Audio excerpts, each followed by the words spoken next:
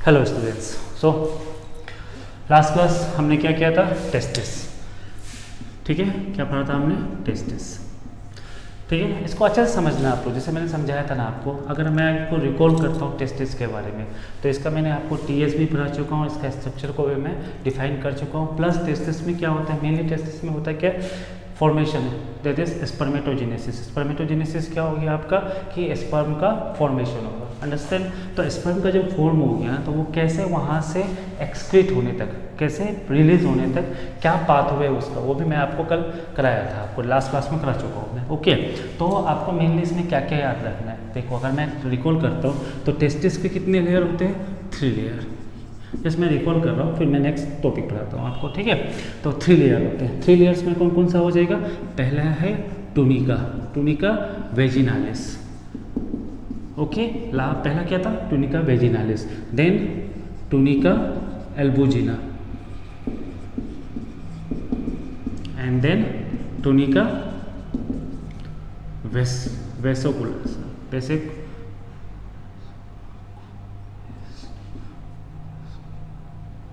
वेस्कुलोसा। ये 3 आपके क्या है? इसके लेयर है, किसके? टेस्टिस के। ठीक है ना? टूनिका वेजिनालिस जो था ना, वो आपका क्या था? एक्सटर्नल लेयर था। ओके, दैट इज टूनिका एल्बुजिना क्या था? Middle layer. ठीक है ना? एंड द टूनिका वेस्कुलोसा क्या था? Inner layer.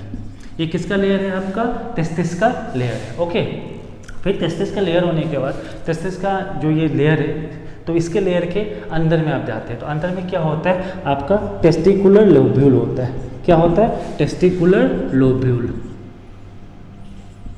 ठीक है ना? ये टेस्टिकुलर लोब्यूल कितना होता है? 200 to 250। ठीक है ना? इतने सारे लोब्यूल होते हैं टेस्टिस के अंदर, और हर एक लोब्यूल में 2 to 3 सेमनीफेरस टिब्यूल होते हैं। क्या होते हैं? Seminiferous tubule. ये मैं जस्ट मैं रिकॉल कर रहा हूँ आपको लास्ट क्लास में जो मैंने पढ़ाया था। तो हर एक लोब्यूल में क्या होता है? 2 to 3 सेमनीफेरस टिब्यूल होता है। और सेमनीफेरस टिब्यूल क्या है? सेमनीफेरस टिब्यूल ही एक ऐसा है जहाँ पे क्या? स्पर्म फॉर्मेशन होता है। इसलिए सेमनीफेरस टिब्यूल को हम क्या बोलते हैं? It is the structural and functional unit of sperm formation. Okay, it is the structural and functional unit of sperm formation. Understand? तो किसको बोलेंगे हम?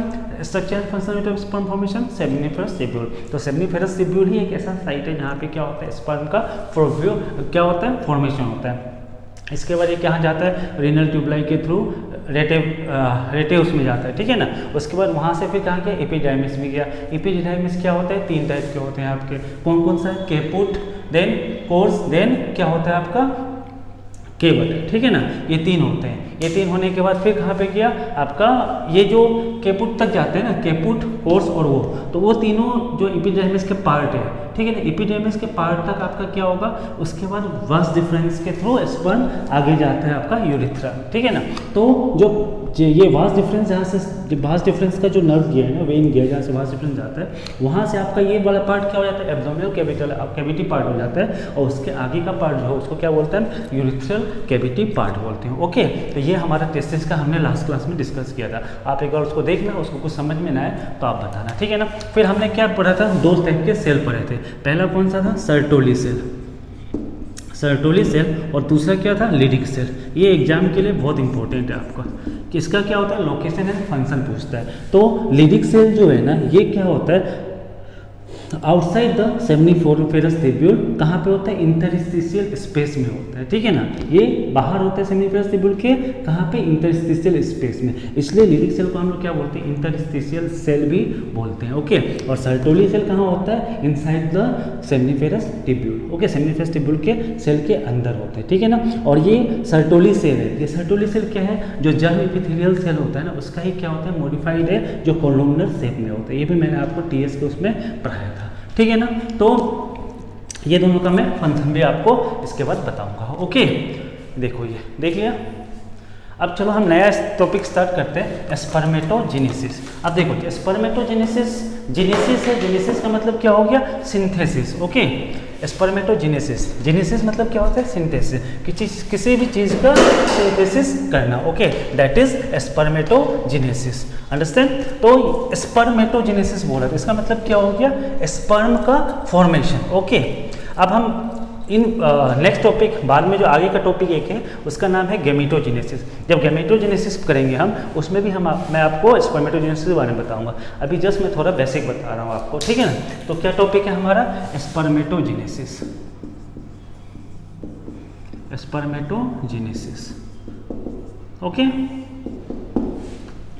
अभी देखो स्पर्मेटोजेनेसिस होता क्या है, तो देखो it is the process of formation of sperm. Okay, it is the process of formation of sperm that is called spermatogenesis. और sperm कहाँ पे प्रोड्यूस होता है, मेल गैमेट्स में होता है, पहला पॉइंट। सेकेंड पॉइंट क्या है, ये जो स्पर्मेटोजेनेसिस होता है ये कब से स्टार्ट होता है, ड्यूरिंग प्यूबर्टी। जब ह्यूमन में क्या होता है, जब प्यूबर्टी स्टेज आता है तब ये स्पर्मेटोजेनेसिस प्रोसेस स्टार्ट हो जाता है, ठीक है ना। और ये कब तक रहता है मेल में, टिल डेथ तक इसका फॉर्मेशन होता है स्पर्म का। ओके, बट क्या है, फीमेल में ऐसा नहीं होता है, फीमेल में डिफरेंट है। तो मेल में याद रखो कि स्पर्म का प्रोडक्शन टिल डेथ तक हो। ओके, तो it begins during puberty and continue till death। ठीक है ना। तो इसमें क्या लिखा है मैंने, it begins during puberty and continue till death. Okay, अब देखो ह्यूमन में अगर मान लो in human this process takes place. अब देखो ये स्पर्म का फॉर्मेशन, अब ये स्पर्म का फॉर्मेशन है ना, ये कितना टाइम लगता है इसको होने के लिए, ठीक है ना। तो इसको कितना लगता है, 60 to 65 डेज। अब मैंने पहले भी आपको बताया था कि स्पर्म का फॉर्मेशन होने के लिए एक बार जो देखो स्पर्म का फॉर्मेशन क्या है, कंटिन्यूअस प्रोसेस है, कंटिन्यूअस प्रोसेस है, ठीक है। स्पर्म फॉर्मेशन होते ही रहता है, बट इसका क्या है, एक ये जैसे कंटिन्यूअस मैं आपको पहले बता चुका हूँ, ये कुछ स्टेजेस में होते हैं, ठीक है ना। और ये एक स्टेज कंप्लीट होने के लिए इसको 60 to 70 डेज, 60 to 65 या 70 बोल सकते हो आप, 70 लिख लो, 60 to 70 डेज, ठीक है ना। 60 to 70 डेज इसको लगता है क्या करने के लिए, स्पर्म का फॉर्मेशन होने के लिए। अब लेकिन क्या है, स्पर्म जहाँ पे स्टोर कहाँ पे होता था, जब मैंने बताया था आपको पहले एपिडिडाइमिस में, यहाँ से बना सेमिनिफेरस ट्यूब्यूल में बना, फिर वो कहाँ पे गया, एपिडिडाइमिस, वहाँ पे ये स्टोर होता है क्या चीज़, स्पर्म। अब ये स्पर्म क्या है, कभी खत्म नहीं होता है, दैट मीन ये स्टोर रहता है, मतलब ये हमेशा प्रोडक्शन कर सकता है स्पर्म का, इसका इतना कैपेबिलिटी है, ठीक है ना, एपिडेमिस का। मगर इसको जब अगर आप सोचो कि 60 to 70 डेज लगता है इसको स्पर्म प्रोडक्शन होने के लिए, तो कैसे हो रहा है। तो इसका एक स्टेज क्या है, इसको ये पूरे स्टेज कंप्लीट करने के लिए इतना चाहिए, मतलब ये कंटिन्यूस होगा। अब इसको यहाँ पे करने के लिए मान लो 20 डेज लगा, इसको यहाँ 20 डेज, 20 डेज, 20 डेज, ठीक है ना। तो ये जब स्टेज यहाँ पे 20 डेज में आता है, तो फिर ये stage first stage second stage में आया, फिर ये सेकेंड स्टेज मूव कहाँ करेगा, थर्ड स्टेज। जब सेकेंड से थर्ड स्टेज में आता है तो इसको भी यहाँ 20 डेज लग रहा है, फिर ये भी क्या होगा, फिर नया एक आना शुरू हो जाता है, नया स्पर्म बनना शुरू होता है, फिर इसको 20। तो जब तक ये यहाँ पे आता है तब तक ये यहाँ पे आ जाता है, फिर ये यहाँ पे, अगर ये यहाँ पे आया तो ये स्टेज क्या है, ये सेकेंड जो फॉर्मेशन हो रहा वो क्या है, यहाँ पे है। तो ये कंटिन्यूअस होता ही रहता है, मतलब समझ गया ना। तो दिस प्रोसेस टेक्स प्लेस कितना, 60 to 70 डेज। कौन सा, स्पर्मेटोजेनेसिस, ओके, ह्यूमन में। नेक्स्ट पॉइंट लिख लो,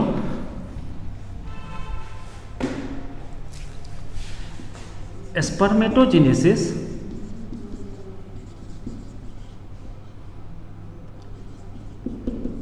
टेक्स प्लेस इन 2 स्टेप, ठीक है ना। स्पर्मेटोजेनेसिस क्या हुआ, ये 2 स्टेप में होता है। पहला क्या है, स्पर्मेटोसाइटोजेनेसिस, स्पर्मेटोसाइटोजेनेसिस, ठीक है ना। First step is what, spermatocytogenesis, okay, and दूसरा जो है स्पर्मियोजेनेसिस।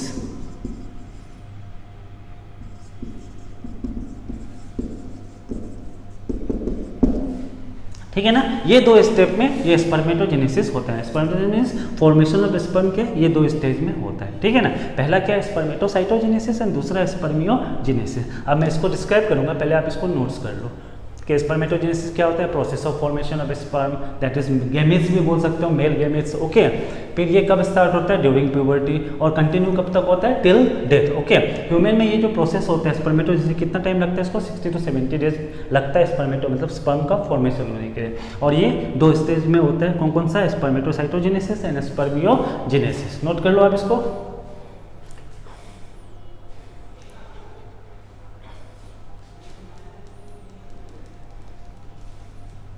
डन, चलो अभी इसको करते हैं हम। अब स्पर्मेटोसाइटोजेनेसिस पढ़ता हूँ आपको मैं।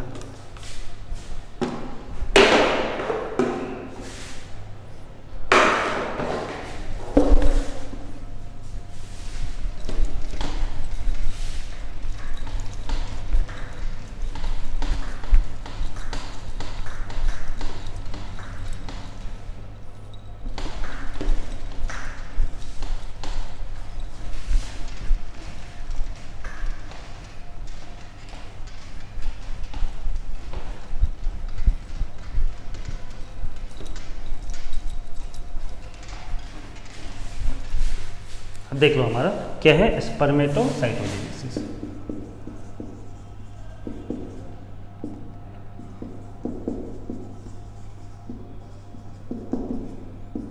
ठीक है ना, इसमें भी देखो जेनेसिस है। जेनेसिस मतलब क्या होता है, आपका सिंथेसिस होगा, ठीक है ना। तो इसको देख लेना अभी। अब देखो यहाँ पे स्पर्मेटोसाइटोजेनेसिस, ठीक है ना। स्पर्मेटोसाइटोजेनेसिस क्या होता है, यहाँ पे क्या लिखा है, it is formation of spermatids from spermatogonia. अब ये क्या है, देखो स्पर्मेटिड्स, यहाँ पे एक वर्ड है, ये क्या है, स्पर्मेटोसाइटोजेनेसिस, ओके। तो इसमें क्या है, formation of spermatid from spermatogonia. अब अगर हम इसको देखो, यहाँ पे ये मैंने स्ट्रक्चर बनाया आपको, ये है आपका स्पर्मेटोगोनियम, ये क्या है, स्पर्मेटोगोनियम। ये एग्जाम में आता है कभी कभी, आपको गैमेटोजेनेसिस जब पढ़ेंगे तब भी हम इसको, हमें ये चीज़ पढ़ना पड़ेगा, कब, जब गैमेटोजेनेसिस करेंगे, ओके। तब देखो स्पर्मेटोगोनिया, स्पर्मेटोगोनिया का ही दूसरा नाम क्या है, जर्म सेल, ठीक है ना, जर्म सेल, ओके। स्पर्मेटोगोनिया को हम लोग क्या बोलते हैं, जर्म सेल बोलते हैं। अब ये स्पर्मेटोगोनिया हो गया, ठीक है। यहाँ से क्या फॉर्मेशन होता है, आपका स्पर्म फॉर्मेशन होता है। और ये जो प्रोसेस है ना, ये कहाँ पे होता है, सेमनीफेरस ट्यूब्यूल में, ठीक है ना। सेमनीफेरस ट्यूब्यूल में क्या होता है, जो सेल है, कौन सा सेल है आपका, क्या सेल है आपका, एक लिडिक सेल था और दूसरा क्या था, सर्टोली सेल। तो ये प्रोसेस को कौन करता है, सर्टोली सेल करता है, ओके।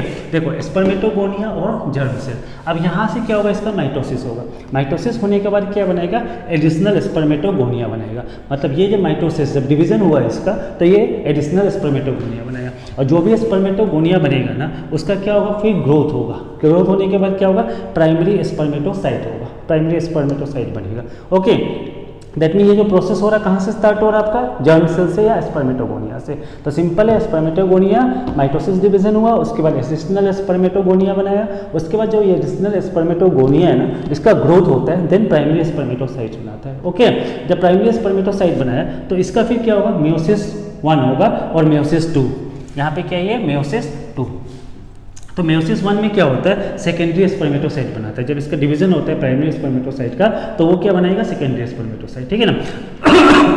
फिर सेकेंडरी जो स्पर्मेटोसाइट है उसका क्या होगा, मेयोसिस 2 होगा, तो वो क्या बनाएगा, आपका स्पर्मेटिड। तो स्पर्मेटिड क्या है, ये सेल है जिससे क्या होता है, स्पर्म का फॉर्मेशन होता है। ये स्पर्मेटिड्स बन गए, कब बने ये स्पर्मेटिड्स, कहाँ से आए, सेकेंडरी स्पर्मेटोसाइट का मेयोसिस डिवीजन होने के बाद, मेयोसिस 2 होने के बाद। फिर क्या बन गया, स्पर्मेटिड बन गया, और स्पर्मेटिड से क्या फॉर्मेशन हो गया, आपका स्पर्म का फॉर्मेशन होता है। तो ये प्रोसेस जो है, ये प्रोसेस है आपका स्पर्म का formation. This are very important, okay. कि स्पर्म का फॉर्मेशन जर्म सेल से कैसे होता है। तो सिंपल ये स्टेप आप याद रखो, ठीक है ना, कि स्पर्मेटोगोनिया, इसमें क्या हुआ, माइटोसिस हुआ, माइटोसिस में एडिशनल स्पर्मेटोगोनिया बनाया, फिर उसका ग्रोथ होने के बाद क्या प्राइमरी स्पर्मेटोसाइट, देन उसका मियोसिस फर्स्ट होने के बाद सेकेंडरी स्पर्मेटोसाइट, सेकेंडरी स्पर्मेटोसाइट का क्या होता है आपका मियोसिस 2 डिवीजन होता है, देन स्पर्मेटिड बनाता है, फिर स्पर्म बनता है। तो स्पर्मेटोसाइटोजेनेसिस में हमने क्या लिखा है, it is the formation of spermatid from spermatogonia. तो ये स्पर्मेटिड का फॉर्मेशन कहाँ से हो रहा है, स्पर्मेटोगोनिया से हो रहा है। तो स्पर्मेटोसाइटोजेनेसिस क्या है, जो स्पर्मिट्स का फॉर्मेशन आपका स्पर्मेटोगोनिया से होता है, उस प्रोसेस को क्या बोलते हैं हम, स्पर्मेटोसाइटोजेनेसिस। आया समझ में स्पर्मेटिड्स क्या होता है, कोई डाउट इसमें नहीं है ना। तो स्पर्मेटिड क्या बोलते हैं, जहाँ से स्पर्म फॉर्मेशन होता है, और ये कहाँ से स्पर्मेटिड फॉर्मेशन होता है, स्पर्मेटोगोनिया या जर्म सेल से।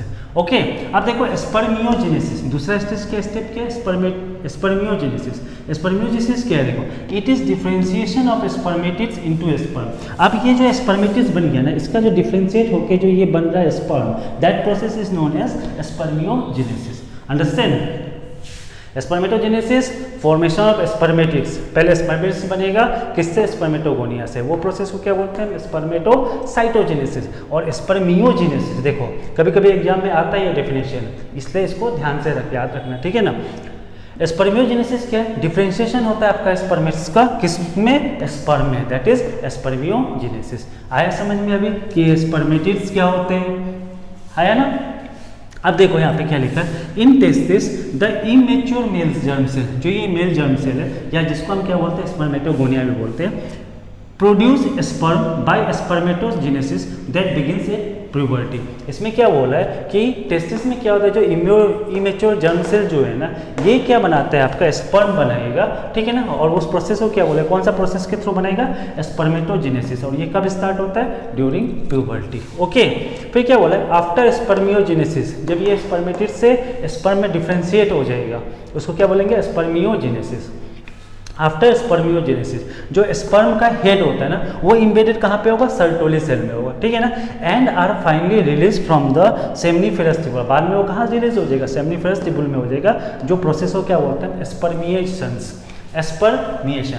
अब इसमें कंफ्यूज मत होना, पहला क्या है, spermatocytogenesis, spermiogenesis and that is spermiation. Spermiation क्या होगा, जो आपका स्पर्म बनेगा उसका जो हेड पार्ट होगा वो इम्बेडेड किस में हो जाएगा, सर्टोली सेल का, बाद में वो स्पर्म कहाँ रिलीज होता है, सेमनीफेरस ट्यूबुल में होता है, कौन सा प्रोसेस से, स्पर्मिएशन से। That mean release of sperm to seminiferous tubule and the process is called spermiation. उसको क्या बोलेंगे हम, स्पर्मिएशन बोलेंगे। हुआ इसका कॉन्सेप्ट क्लियर हुआ कि कहाँ से आपका स्पर्म बना, स्पर्मेटोगोनिया से, ठीक है ना। कौन सा पहले स्पर्मेटोगोनिया में क्या हुआ, माइटोसिस, एडिशनल स्पर्मेटोगोनिया बनाया, देन उसका ग्रोथ होगा, primary spermatocyte, then meiosis 1 division लगेगा यहाँ पे, फिर क्या बनेगा, सेकेंडरी स्पर्मेटोसाइट, वहाँ पे मियोसिस 2 लगेगा, फिर आपका ये स्पर्म बनाना शुरू होगा। दैट मीन स्पर्म कहाँ से बना, आपका स्पर्मेटिड से, और स्पर्मेटिड्स कहाँ से आए, स्पर्मेटोगोनिया से। तो जो स्पर्मेटोसाइटोजेनेसिस क्या है, फॉर्मेशन ऑफ स्पर्मेटिड्स, ये स्पर्म का नहीं, स्पर्मेटिड्स का स्पर्मेटोगोनिया से, वो प्रोसेस क्या बोलते हैं, स्पर्मेटोसाइटोजेनेसिस। और स्पर्मियोजेनेसिस क्या है, जो ये स्पर्मेटिड्स से स्पर्म का डिफरेंशिएट हुआ, मतलब आगे बना, उस प्रोसेस क्या बोलते हैं, स्पर्मियोजेनेसिस। टेस्टिस में क्या होता है, इमेच्योर जर्म सेल क्या बनाएगा, आपका स्पर्म बनाएगा, और ये कौन सा प्रोसेस है, स्पर्मेटोजेनेसिस से, जो कि प्यूबर्टी में स्टार्ट होता है। फिर जब स्पर्मियोजेनेसिस, जब ये बन गया, प्यूबर्टी से स्टार्ट हो गया, तो जो स्पर्म का हेड है वो कहाँ पे इम्बेडेड होगा, सर्टोली सेल में, और वो रिलीज होगा कौन सा प्रोसेस से, कहाँ पे रिलीज होगा, सेमनीफेरस ट्यूबुल में, कौन सा प्रोसेस से, स्पर्मिएशन से। तो इसको आप नोट कर लो, ये आपका स्पर्मेटोजेनेसिस हो गया। और सेम चीज़, यही चीज़ हम आपको बाद में गैमेटोजेनेसिस में भी डिस्क्राइब करेंगे। पर गैमेटोजेनेसिस में क्या होता है, प्रोसेस यही होता है, पर इसमें क्या हो, फीमेल का एक बनना शुरू हो जाता है, ठीक है। तो एक कैसे बनता है वो हम गैमेटोजेनेसिस में पढ़ेंगे। ये तो स्पर्म बन गया मेल का, अब फीमेल में क्या होगा, एक बनेगा। आप इसको नोट कर लो।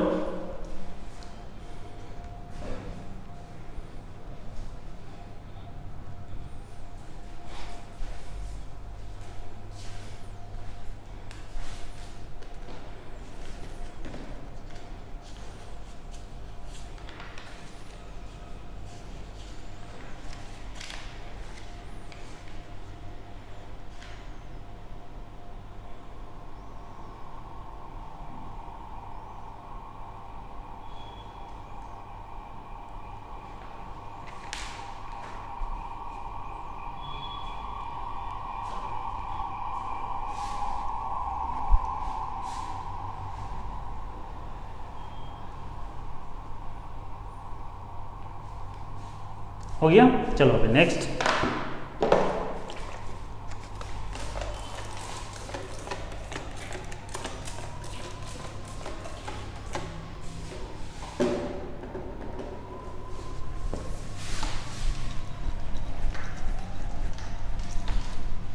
अब क्या पढ़ेंगे हम? हार्मोनल कंट्रोल पढ़ेंगे। ओके, ये हार्मोनल कंट्रोल भी आपके सीबीएसई एग्जाम के लिए बहुत बार क्वेश्चन आ चुका है इससे, तो इसको भी ध्यान से समझना आप, ठीक है ना?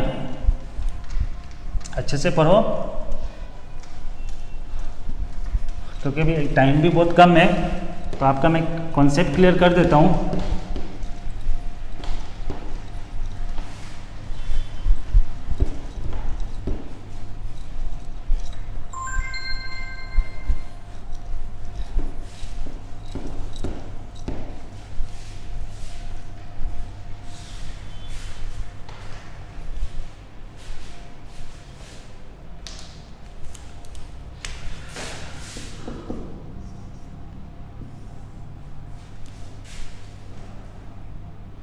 क्या topic? Hormonal regulation of spermatogenesis.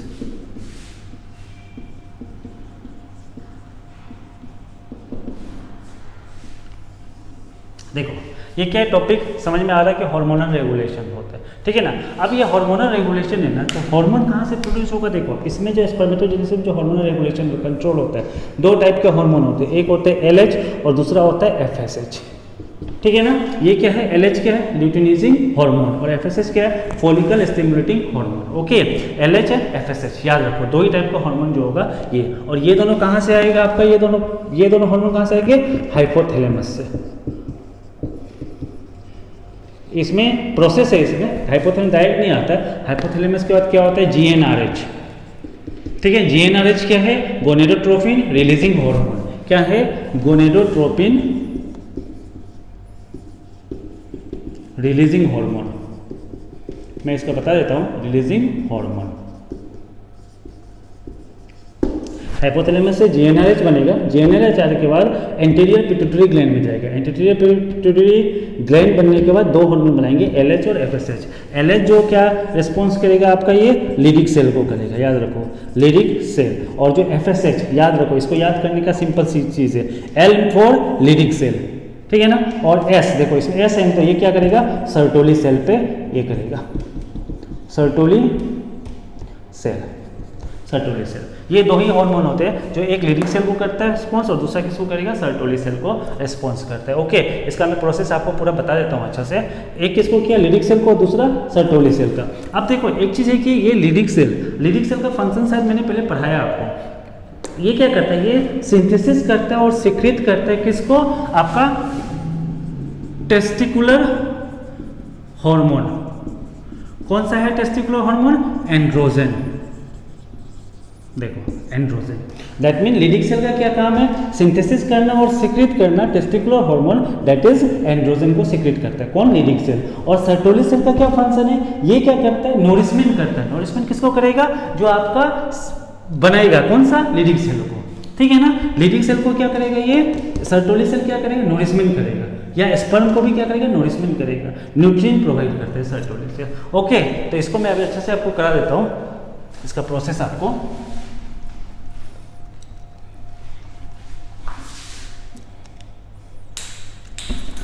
इसको लिखना मत अभी, मैं आपको भी इसको अच्छा से कर देता हूँ इसको।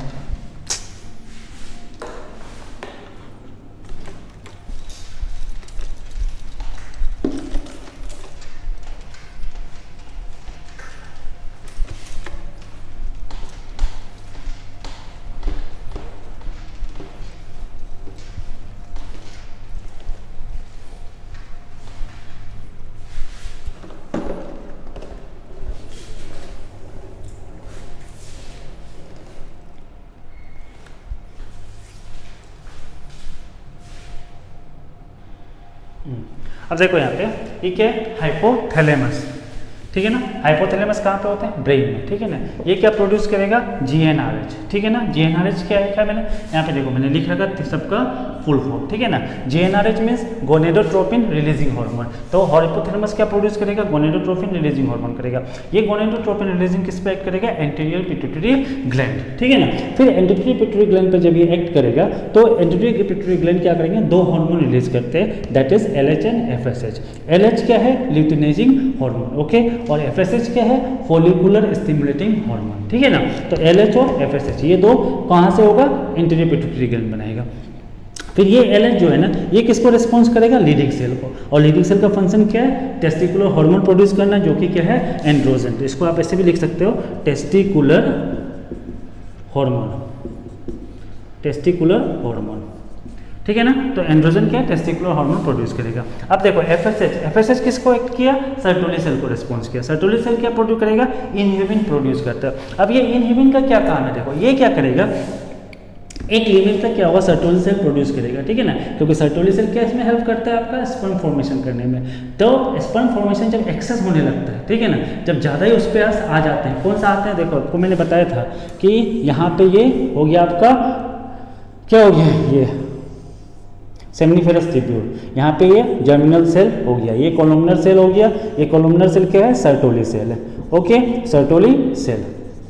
ये जर्म सेल हो गया, ये सर्टोली सेल। अब ये सर्टोली सेल क्या करेगा, यहाँ पे प्रोड्यूस करेगा, कौन सा प्रोसेस से प्रोड्यूस करेगा, जो मैंने बताया था आपका स्पर्मेटोगोनियम, देन आपका मियोसिस माइटोसिस होगा, देन प्राइमरी एडिशनल स्पर्मेटोगोनिया बनेगा, देन उसका क्या बनेगा, आपका primary spermatocyte, secondary spermatocyte, spermatid and then sperm. तो ये प्रोसेस करता है। लेकिन ये प्रोसेस करने जब एक्सेस ज़्यादा होना शुरू करेगा तो इनहिबिन का क्या रोल है, इनहिबिन क्या करेगा, नेगेटिव फीडबैक देगा, किसको देगा, प्राइमरी एंटीरियर पिट्यूटरी ग्लैंड को। एंटीरियर पिट्यूटरी ग्लैंड को ये क्या इनहिबिन का क्या इन्फॉर्मेशन देता है कि तुम अभी क्या करो, FSH का स्टॉप कर दो फॉर्मेशन करना, क्योंकि जब FSH ये कंटिन्यू होता रहेगा। लेकिन जब यहाँ पे एक लिमिट तक यहाँ पे ये प्रोसेस होने में, कौन सा, जो स्पर्मेटोगोनियम से प्रोसेस होने के लिए, ठीक है ना। और ये प्रोसेस को कौन हेल्प करता है, मैंने आपको बताया था, लीडिंग सेल जो एंड्रोजन बनाता है या टेस्टोस्टेरोन, ठीक है ना, ये यहाँ पे डिफ्यूज होता है। डिफ्यूज होने का ये हेल्प करता है किसमें, स्पर्म फॉर्मेशन होने में, पहले मैं बता चुका हूँ आपको, ठीक है ना।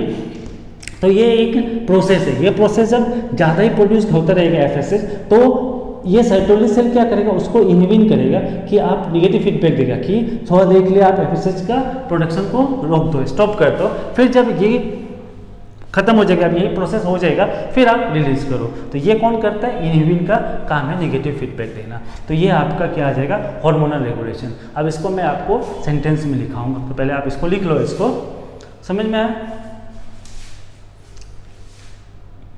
इनहिबिन का क्या काम है, नेगेटिव फीडबैक देता है किसको, एंटीरियर पिट्यूटरी ग्लैंड को। क्या करने के लिए कि आप FSH का कुछ देर के लिए स्टॉप करो प्रोडक्शन को, कि हम ये प्रोसेस करेगा। जब ये प्रोसेस होने लगेगा, जब इस प्रोसेस हो जाएगा, तो फिर आप FSH का वो करो। तो ये काम किसका है, इनहिबिन का काम है, ठीक है ना। और लीडिंग सेल का क्या फॉर्मेशन है, production of testicular hormone, that is androgen, okay.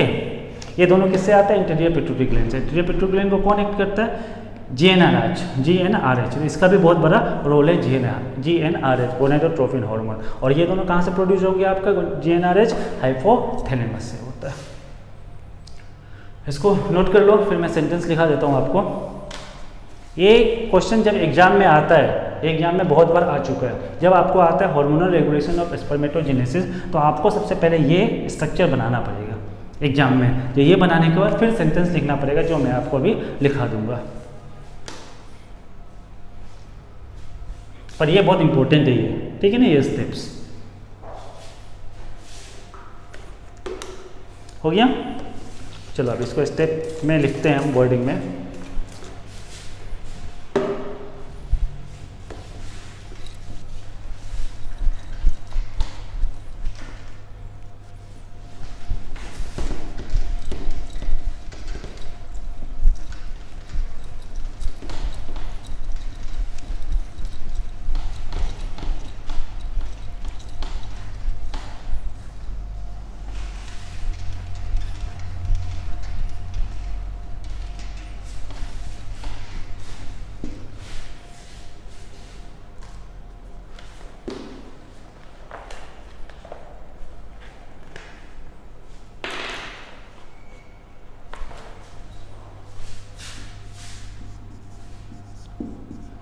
spermatogenesis starts at the age of puberty, ठीक है ना। स्पर्मेटोजेनेसिस कब स्टार्ट होता है? At the age of puberty due to significant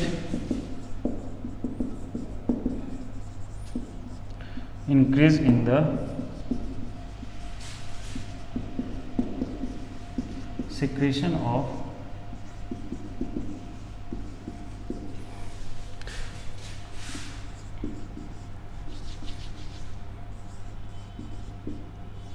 gonadotropin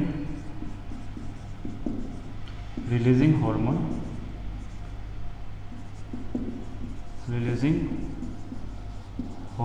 that is GnRH, gonadotropin releasing hormone from hypothalamus.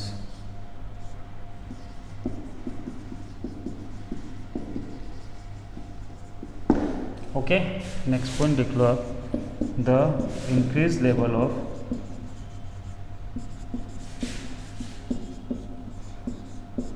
GnRH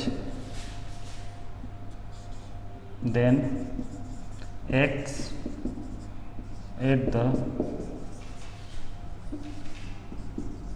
anterior pituitary gland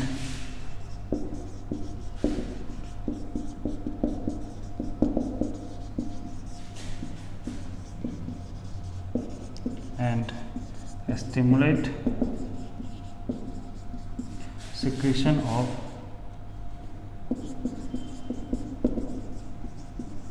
किसका? LH, ठीक है ना, ऑफ 2 gonadotropin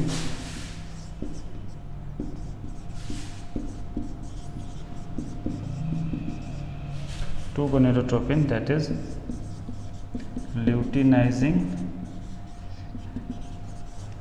hormone, जिसको हम क्या बोलते हैं? LH भी बोलते हैं, एंड follicular stimulating hormone, जिसको हम क्या बोलते हैं? FSH भी बोलते हैं। क्या बोलेंगे हम? FSH, follicular stimulating hormone। अब देखो नेक्स्ट में LH जो है ना, वो एक्ट किस पे करता है? LH acts at the Leydig cell and stimulate synthesis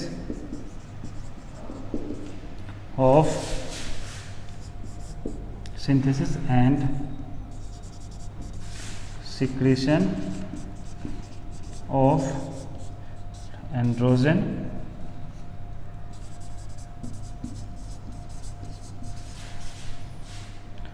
which in turn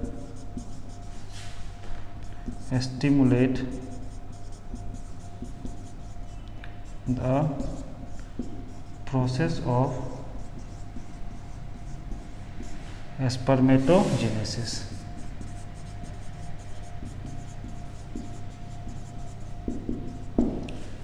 देखो आप इसमें ये है आपका हम सेंटेंस जो मैंने आपको स्टेप वाइज स्टेप में बताया ना, सेम चीज़ वही है। तो इसमें क्या क्या है दिखाई दे रहा है आपको पूरा? तो देखो स्पर्मेटोजेनेसिस, ये स्पर्मेटोजेनेसिस स्टार्ट कब से होता है? At the age of puberty due to, क्यों होता, कब, ये कैसे होता है puberty? Due to significant increase in the secretion of कौन सा? Gonadotrophin hormone. ये गोनेडोट्रोफिन GnRH जो है ना, ये कहाँ से प्रोड्यूस हुआ आपका? हाइपोथैलेमस से, याद रखो। तो स्पर्मेटोजेनेसिस स्टार्ट हो गया प्यूबर्टी से, किसके थ्रू होता है? Significant increase in the secretion of gonadotrophin hormone releasing hormone GnRH, ठीक है ना, कहाँ से? हाइपोथैलेमस। ओके, फिर क्या लिखा है सेकंड स्टेज में, the increase level of GnRH then act at the anterior pituitary gland. कहाँ पे GnRH एक्ट करेगा, एंटीरियर पिट्यूटरी ग्लैंड में, ठीक है ना। और स्टिमुलेट किसका करेगा, सिक्रेशन ऑफ 2 गोनेडोट्रोफिन। ये जो LH और FSH है ना, ये क्या है, गोनेडोट्रोफिन है, ओके। तो stimulate and secretion of 2 gonadotrophin that is luteinizing hormone that is LH and follicular stimulating hormone that is FSH, okay.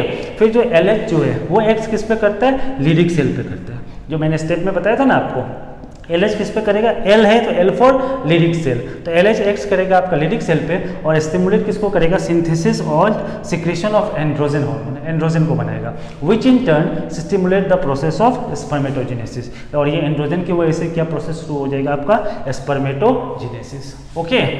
लिख लो। फिर इसके बाद हम FSH का लिखेंगे, पहले इसको नोट कर लो।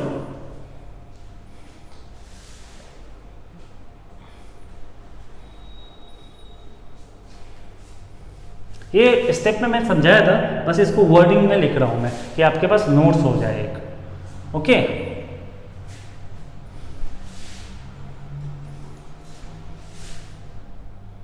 हो गया, चलो अभी हम FSH को करते हैं। FSH कहां पे एक्ट करता है, सर्टोली सेल पे, okay.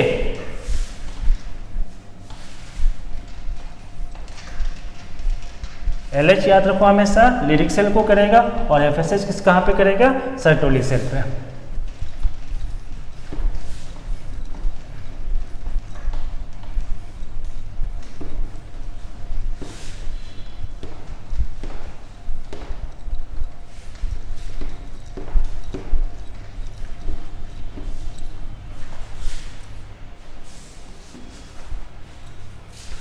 Next point, FSH acts on the Sertoli cell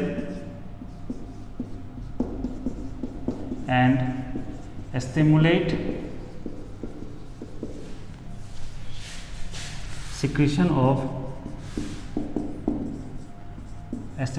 of factors, some factors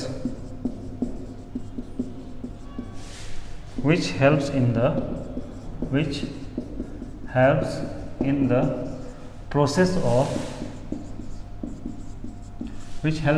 some factor which helps in the process of spermiogenesis।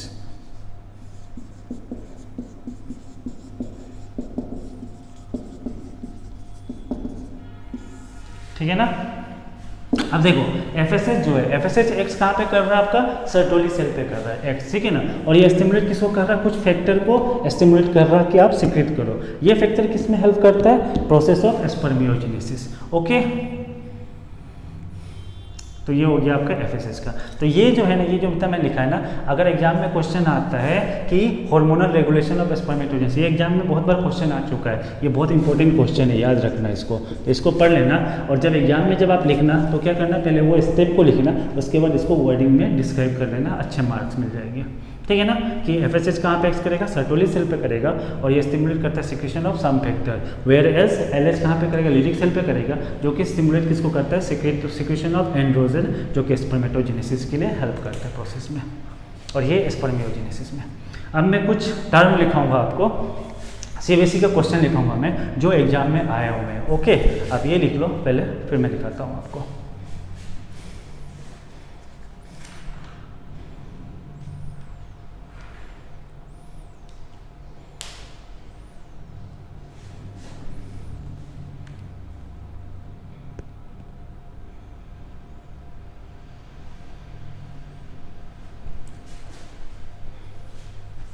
तो स्पर्मियोजेनेसिस क्या था, ये प्रोसेस ऐसा है जिसमें क्या होता है, जो हमारा स्पर्मेटिड से वो किस में होता है, आपका स्पर्मेटोजोआ में होता है। और स्पर्मेटिड कहाँ से आता है, आपका स्पर्मेटोगोनियम से। तो जब स्पर्मेटिड स्पर्मेटोगोनियम से वो होगा, क्या होगा, फॉर्मेशन होगा स्पर्मेटिड का, तो वो प्रोसेस को क्या बोलते थे हम, स्पर्मेटोसाइटोजेनेसिस, ओके। और स्पर्मियोजेनेसिस देखो नया है। स्पर्मियोजेनेसिस में क्या होता है, इसमें जो स्पर्मेटिड का ट्रांसफॉर्मेशन होता है, ठीक है ना, जो स्पर्मेटिड से स्पर्मियोजेनेसिस देखो, transformation of spermatids into spermatozoa, और ये स्पर्मेटोजोआ किस में हेल्प करता है, आपका स्पर्म का प्रोडक्शन करने में हेल्प होता है। तो ये प्रोसेस को क्या बोलते हैं, स्पर्मियोजेनेसिस। अब देखो आपको तीनों चीज़ याद हो गया होगा।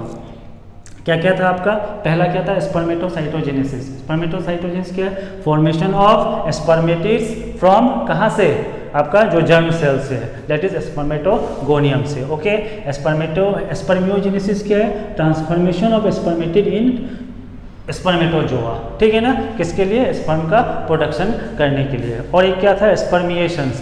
स्पर्मिएशन में क्या होता है, जो स्पर्मेटिड बनता है, तो जो स्पर्म बनता है ना, उसका हेड कहाँ पे एम्बेडेड होता है, सर्टोली सेल में होता है, ठीक है ना, उसका हेड सर्टोली सेल में होगा। अब बाद में वो रिलीज होगा कहाँ से सीक्रेट होता है, कौन सा, सेमनीफेरस ट्यूब्यूल से। कौन सा प्रोसेस है, स्पर्मेटोजेनेसिस से, दैट इज स्पर्मिएशन। याद रखो, मैंने पहले स्पर्मिएशन लिखा दिया आपको, स्पर्मेटोसाइटोजेनेसिस लिखा दिया, और ये है स्पर्मियोजेनेसिस। इसको नोट कर लो।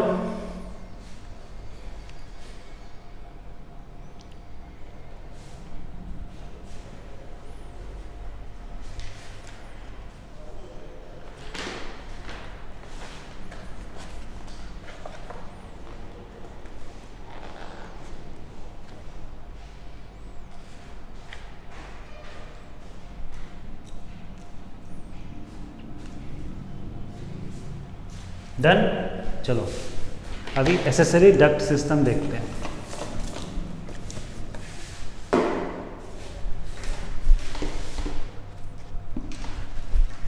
तो ये पार्ट जो था, हम जब पढ़ रहे थे मेल सेक्स हार्मोन में, तो मेल रिप्रोडक्शन सिस्टम में क्या था, आपका पहला टेस्टिस था। तो ये सारी चीज़ें जो मैंने बताया, ये सब टेस्टिस के बारे में, ओके। अब उसके बाद क्या था हमारा, दो चीज़ था, एक तो क्या था, डक्ट्स थे और एक ग्लैंड्स थे, ओके। तो अब हम डक्ट्स के बारे में करेंगे।